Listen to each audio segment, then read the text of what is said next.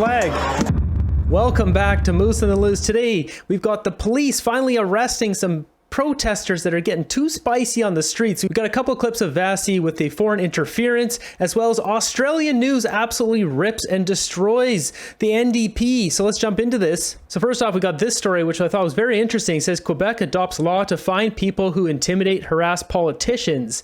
So it says fines up to $1,500 for anyone who intimidates or harasses politicians. Quebec municipalities released a survey that indicated 74% of elected municipal leaders reported having experienced harassment or intimidation, and that 741 out of 8,000 had quit since elections were held across the province in 2021. So I don't know where this is coming from specifically in Quebec. Maybe it was back when Trudeau made that deal with the Bloc and it pissed off a lot of people. Maybe people just hate Blanchette in general, who knows? But I can definitely see Trudeau rolling this out nationally. They already have their dirty laws they're trying to push through. Minority report laws where they can charge people who they think will commit a crime. That's a scary thought. Next up, we got a couple clips here from CTV on the foreign interference. What we learned today from RCMP Commissioner Michael Dehaene is that there are currently 100 ongoing investigations of foreign interference. Not all of those are foreign interference in the democratic process or related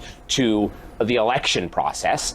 And what we know is that the RCMP only launched investigations into foreign interference related to the elections after the 2021 election. No investigations were launched during either election, but afterwards information came to light. We learned today through the RCMP that information came to light that resulted in them launching those investigations, or the multiple investigations. You can't find the problems if you don't look into them. Convenient that they launched those after the elections. Following the 2021 election. It's not clear how many of those more than 100 investigations that are ongoing are related to the democratic process or related to election interference specifically. The RCMP would not confirm that today, but they were asked more to provide a little bit more context, at least, in terms of what led to the launching of some of these investigations. Have a listen to what the RCMP had to say about that. I could say some of it has come out through individuals speaking about their own experiences very publicly. You've seen some of it in the House itself. And there are many other types of ways that we learn about investigations, as we've testified here today. Next up, we got this clip from Vasi where she doesn't hold back. She really pushes hard. My question, though, is about what your party and your government is doing. And I have questions for the opposition about what their leaders are going to do in a moment. Your leader has read the unredacted report, does know who the MPs are. So far, Canadians have no evidence that your party or your government has pursued any other investigation about the possibility of those MPs or those senators acting as foreign agents. Why not? Well, I wouldn't say that's accurate in the sense that, as the ministers confirmed, the director of CSIS as well, is that this information is in the hands of law enforcement and it's shared there. And it's actually not. There's no confirmation of that. The RCMP won't confirm that. No. And not everything has been referred according to the NZCOP report.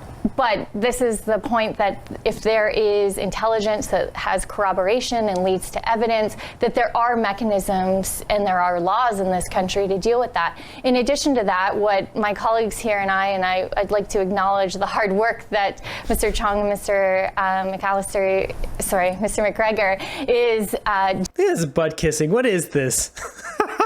doing on the additional enhancements with C-70 to deal with the CSIS Act, which would actually give us more tools in information sharing in situations like this. So there is action being taken, but it's important to remember that intelligence is like a piece of a puzzle, and that it's the entire puzzle that forms the evidence, and it's something that we have to stay focused on. Well, just to be clear, the RCMP actually, prior to C-70 and a whole lot of other things that your government could have, or in the case of some of the advocates should have done, asked for legislative means to be more able to turn intelligence into evidence. That is not part of the new legislation that you introduced, and the RCMP commissioner told me that one-on-one. As far as the bar that is required in order for your party to act at all on the possibility of foreign agents. Why is it an evidentiary bar? Why is it that there has to be a conviction or the RCMP make that determination? The Prime Minister had no problem when it came to accusing India of being behind the murder of a Canadian citizen to rely simply on intelligence and say in the House of Commons that that was the case. I don't think any. Something to note too, the Prime Minister, Justin Trudeau, had no problem with the leaked information of all the people who donated to the Freedom Convoy on the Give, Send, Go website. He then published that information and then demonized these people and took away their ability to pay their bills, locked down their bank accounts like a tyrant. So the fact they won't release the information says a lot. If it was, say, 6 Conservatives on that list, they would have released it right away, because they would use that as a political tool. But it's obviously not 6 Conservatives or 8 or whatever. There's probably a mixture of Liberals and NDP. Maybe there's a Conservative or 2 on there. Who knows? But it's definitely either a mix or the number is weighed heavily in the Liberal and NDP factions there. Anybody suggested that the party can't take measures when it comes to serious allegations, and I don't think anybody suggested that it would require criminal charges, but there are party mechanisms to do so. It's something that would have to be based, though, on corroborated evidence and intelligence, and a determination can be made. Some of this information is already been stated as fact. And there's some of it that's still a bit nebulous, needs to be figured out. But it seems like there are some people who are named as 100%. Mindone. Sorry, I had a bit of Mindone. Something in my throat. Am I to infer from that that your party has investigated this, that you have looked into the possibility of there being foreign agents and determined that there are not? Because I'm not clear. You at first did say it has to go to law enforcement. Now you're saying there's other mechanisms. Have you pursued any of them? No, what I said earlier was that to the calls to release names without caveats, without context, is something that in this country we rely on the rule of law. When it comes to party politics and the nomination process and the green light process, nobody's been kicked out. So I'm assuming that means your party has not determined anyone to be guilty of what this report says. I don't think that's an accurate assumption to make. And I think so what is accurate?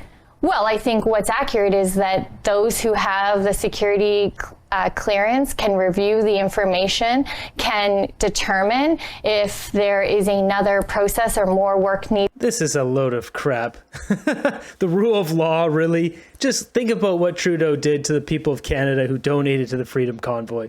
Unreal. The whole thing with the security clearance, basically the Bloc and the Conservatives, Pierre Poilievre, have not signed the NDA to get the security clearance, to get the information, because then they can't tell anyone about it. So it doesn't really help them because they can't go to their party and say, oh, hey, it's these people or whatever. They can't do anything. So it's really not in their best interest at all. You had Jagmeet in one of those recent House of Commons sessions saying that, oh, I want to know who it is and I've signed up and I'm going to get clearance. He's trying to seem like a big shot, like he's doing something special. In the next segment here, Michael Chong breaks down the security clearance, the issue, the whole thing, and then really breaks it down for people because they haven't really talked about this before in depth. I want to bring Mr. Chong into the conversation because you heard Ms. O'Connell talk about, I think, what was referenced this week in testimony from both the NSIA, the National Security Advisor to the Prime Minister, and the head of CSIS, both of whom essentially said just because your leader is briefed on this intelligence does not mean that he can't act. In fact, it means he could act on that information.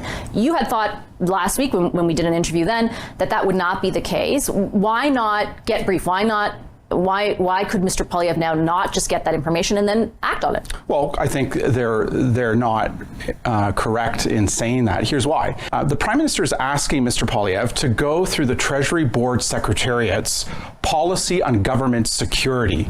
That's the same process that other individuals on, for example, on NCCOP have gone through. That process would require Mr. Poilievre to sign an undertaking and to swear an oath of secrecy, not to divulge this information to anyone else, and therefore not be able to tell anybody else to act on this information to hold individuals accountable.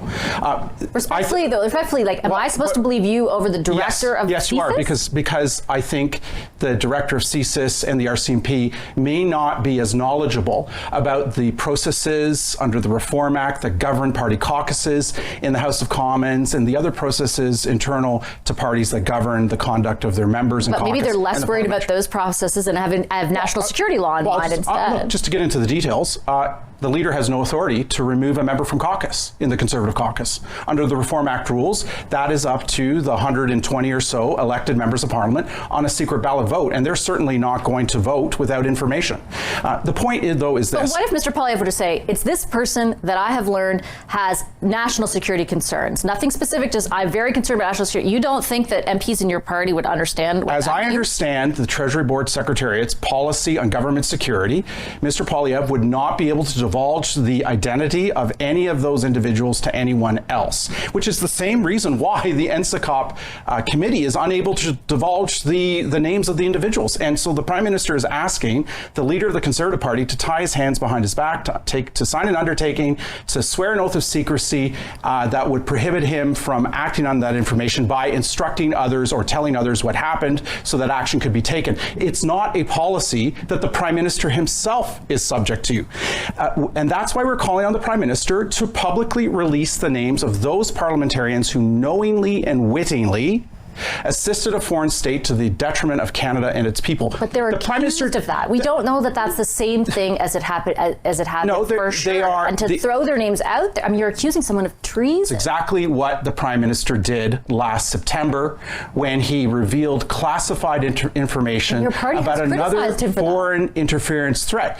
Well, we didn't criticize. I challenged Ms. O'Connell on the same point. We didn't criticize him.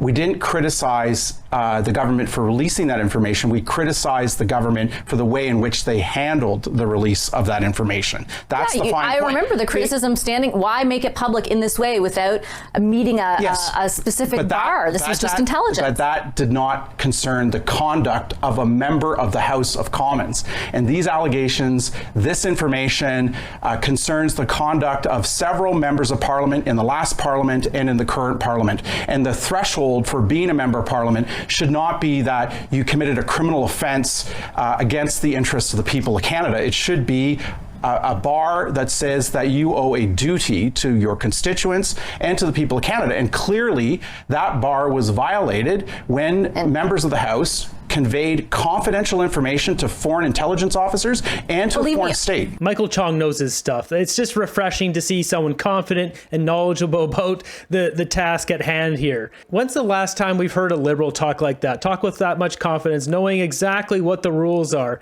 She tried to push back and say, oh, but are you saying you know more about this? And he's like, yeah, I do. It's absolutely ridiculous to have a member of Parliament, an active member of Parliament, who's guilty or accused of treason still acting in Parliament. They can be continually destroying our country, releasing information, working with other countries. They need to be named and be thrown out. At the very least, they need to be pulled to the side and investigated, and then they can be let back in if they're innocent. But if they're guilty, they can't cause any more harm to our country. This is absurd. Is it worth a conversation with Mr. Vigneault? Is it worth a conversation with the NSIA to discuss why their interpretation is you can act and why yours is not? We have been anything but political or partisan on this issue. We have never raised the issue of the member for Don Valley North in Parliament till the reports that have come out recently. We have never suggested that any other member of Parliament of any particular party is responsible for these foreign interference threat activities. The fact of the matter is this. The report itself, the NCCOP report, said that as far back as 2018, the Prime Minister was told about national security threats to Parliament and to our elections. He was told that the measures in place at the time were not sufficient to protect Parliament. He was told at the time that he needed to take additional actions to protect Parliament. In fact, the most senior civil servants 3 times went to him for approval for an action plan to protect Parliament. He withheld that approval. And through all of this, he has failed to act. But I've asked them a lot of questions about that. I'm just asking you, why not get more opinions? We want to know the names of the members of Parliament who colluded with foreign states to the detriment of Canada. We want those names public. We want them public now. And those people, regardless of the caucus in which they sit, need to be held accountable. And that needs to happen now. We're calling for the release of all those names. Okay, Mr. Rick. Hell yeah. Finally, someone speaking just some basic common sense truth here, man.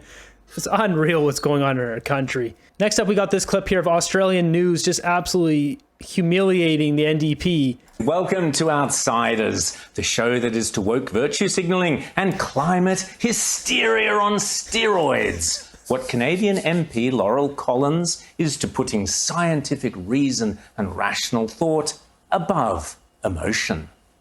I hope you'll forgive me if I get emotional. Climate emergencies are not gender neutral. The degradation of ecosystems disproportionately impacts women and girls. And I am wildly emotional. This is the existential crisis of our time. Oh my goodness, climate change isn't just going to kill us all. It's also sexist and misogynist. I knew it. To hear that we're asking for high ambition is climate hysteria, that makes me wildly emotional. Absolutely. You know, when I think about my womb, you know, the 2 children that I bore from that womb and what future we are leaving them, I am wildly emotional. God. Clearly. So then what are the most rational, logical, and pragmatic steps we should take here? I think that we need to think about the intersection of gender and the climate crisis. And I hope that the people around this table and the people listening will refrain from using language like climate hysteria. We are facing a climate emergency. So if you're not aware, that's Laurel Collins, the representative of Victoria, NDP representative. She's got another clip here where she's just saying more nonsense. She's had one clip after the other for like the past 2 weeks. In this clip here, you can see it says she calls for more taxes on oil and gas and claims it will make life more affordable. I'm sure it will. An excess profits tax, like that's clearly not their policy of choice. We saw the House vote down one on the grocery sector just yesterday. Are there any other tools in the toolbox, or you're confident that you can generate enough support for a windfall tax? So first of all, New Democrats were successful in getting an excess profits tax, a one-time excess profits tax on the big banks. And we intend to keep pushing to get an excess profits tax on big grocery chains, on big oil and gas companies. Canadians deserve a break. These companies, these CEOs are raking in record profits. The companies are handing out millions of dollars in bonuses at a time when Canadians are struggling to put food on the table. They are being gouged at the pump, and they are also facing evacuations from their homes as they worry that their homes are going to be burnt to the ground. Yeah, and you're supporting the carbon tax. People need a break. You're right. Why are you voting with Trudeau, making life more expensive for us? This is hypocrisy at its best here. Every summer now, they are choking on smoke. Their kids can't go outside to play because the air is not clean enough to breathe. We are facing a climate emergency. We are facing a cost of living crisis. And it's time that we have a government that takes on corporate greed. Canadians know that corporate greed is driving up costs. Canadians know that corporate greed is fueling the climate crisis. It's time that this government hold these companies accountable. This is unbelievable. She talks about forest fires and the forest smoke. I did the math like 2 weeks ago. We could have bought like 580 water bombers, like huge water bombers, for the amount of money that our money has been sent over to Ukraine. I'm sure we could take care of any forest fire with 580 water bombers. We literally have water bombers across Canada in every major city and any remote town. The distance from a water bomber to the known areas of forest fires would not be that far. She's losing her mind. I have no idea what is going on with her, but she needs to be thrown out of Parliament. She's not mentally fit for the job. She never was, but she definitely isn't now.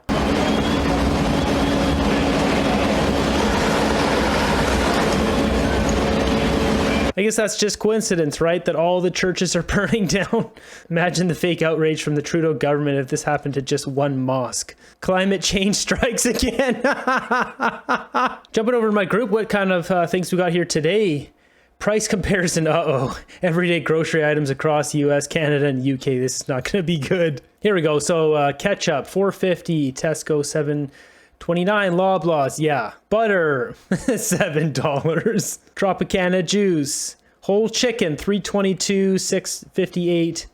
$11.59. Milk, $1.20, $4. Like, it's just crazy. You'll be told this summer to lower your AC usage to stop overwhelming the electric grid while being told to drive electric cars. Yeah, no kidding. Me, every time I hear Trudeau speak, yeah. Where's Randy?